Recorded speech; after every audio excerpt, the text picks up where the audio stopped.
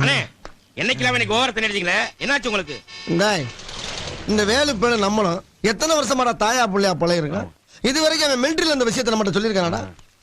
அவன் செஞ்சது நியாயமா? நியாயமா? அதுக்கே நடிக்கிறீங்க, வேணுமே கேட்க வேண்டியதானே? கேட்கிறேன்டா, கேட்கிறேன். தனியா போய் கேட்டா அது தகராறு, தண்ணியோட போய் கேட்டா அது வரலாறு. வரலாறு நான் இடம் பிடிக்கிறேன். அண்ணே பஸ் வந்துருச்சுடா, போ போ போ, பஸ் நிப்பாட்டி ஏத்தி அசிங்கப்படுத்தாத போ. அண்ணே கொஞ்சம் வழி விடுங்க அண்ணே. ஏய் ஓடுற பஸ்ல ஏறாத. அப்பா நமக்கு இடம் இருக்கு.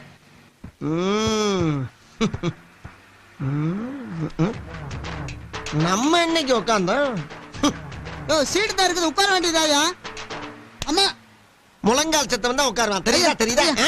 நாங்கெல்லாம் கருஞ்சிருத்த எப்பயுமே கன் மாதிரி நிப்போம். எப்படி நிப்போம்? கன் மாதிரி நிப்பி. எங்க போயிட்டு வர்ற?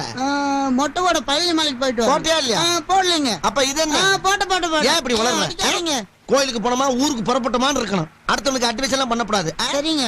டிக்கெட் இன்னும் நிக்கிறார்ல எங்க அண்ணன் போய் கேளு. யார் உங்க அண்ணன்?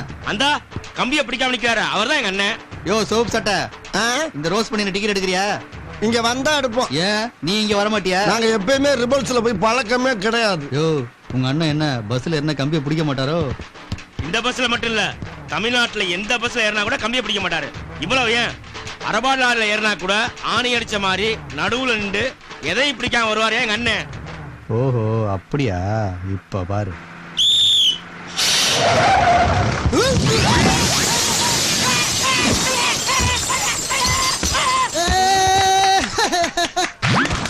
ஒண்ணு ஆகலையோ?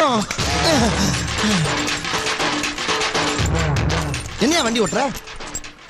சொல்லிட்டு பிரேக் போடுறதுல இப்ப யாருக்கு நட்டம்? உன் கண்ணாடி தானே உடைஞ்சு போச்சு.